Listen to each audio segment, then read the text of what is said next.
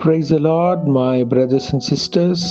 கர்த்தராகிய பரிசுத்த இயேசு கிறிஸ்துவின் நாமத்தில் உங்கள் அனைவருக்கும் ஸ்தோத்திரம் உண்டாவதாக.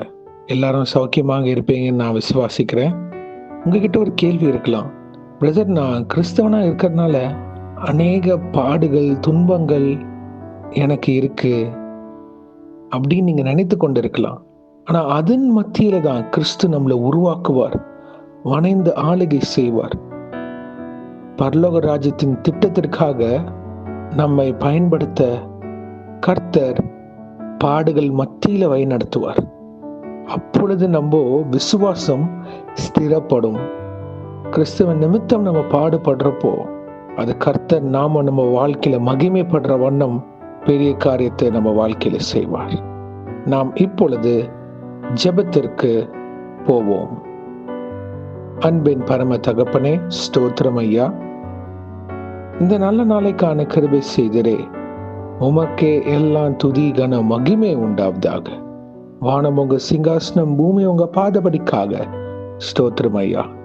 இப்பொழுதும் இந்த வசனத்தை வைத்து நாங்கள் ஜெபிக்கிறப்போ எங்கள் ஒவ்வொருத்தரையும் ஆளுகை செய்யுமாறு தாழ்த்தி கேட்கிறோம். 1 Peter 4th chapter 16th verse.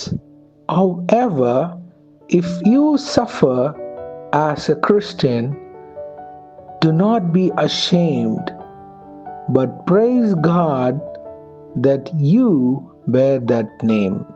1 பேதுரு 4ஆம் அதிகாரம் 16ஆம் வசனம். ஒருவன் கிறிஸ்துவனாய் இருப்பதினால் பாடுபட்டால் வெட்கப்படாமல் இருந்து அது நிமித்தம் தேவனை மகிமைப்படுத்த கடவன். ஆமேன். ஸ்தோத்திரம் ஆண்டவரே.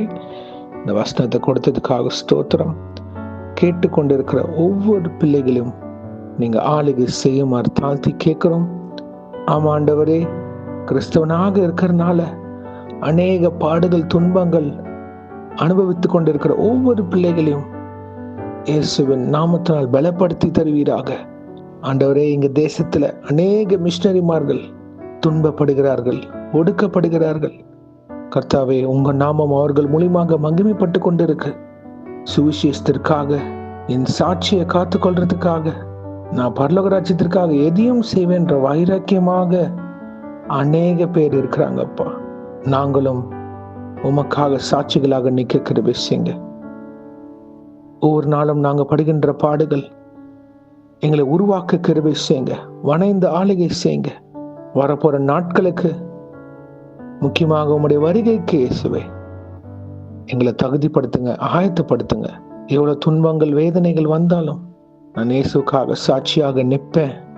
இயேசுவை பத்தி சொல்றதுக்கு நான் வெட்கப்பட மாட்டேன் அப்படின்ற வைராக்கியத்தை தாங்க. உங்க நாம மகிமைப்பட வேண்டும். ஓ Lord, refine us and mold us to stand strong for the glory of God. Let the name of Jesus Christ be lifted up in each and every one of our life. கர்த்தாவை பொறுப்படுத்த ஆளுகை செய்யுங்க, பலப்படுத்துங்கப்பா. கண்ணீரின் பாதை, துக்கம், சஞ்சலம், தவிப்பில் இருக்கிற ஒவ்வொரு பிள்ளைங்களை பலப்படுத்தி தாங்க. அவர்கள் திரும்பவும் நிலைநிற்க கிருபை செய்யுங்க அப்பா. என் தேவனால் கூடாத காரியம் ஒன்றுமே இல்லை. ஆவியும் அனலுமாக ஒவ்வொருத்தரையும் நிலைநிற்க கிருபை செய்யுங்க அப்பா. எங்கள் ஒவ்வொருத்தரையும் உமக்காக வைராக்கியமான பிள்ளைகளாக சாட்சிகளாக நிற்க கிருபை செய்யுமாறு தாழ்த்தி கேட்கிறோம்.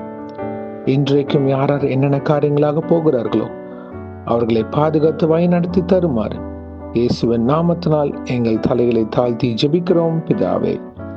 ஆமேன், ஆமேன், ஆமேன். God bless you, my brothers and sisters. கர்த்தர் உங்களை ஆசீர்வதிப்பாராக. தேங்க்யூ.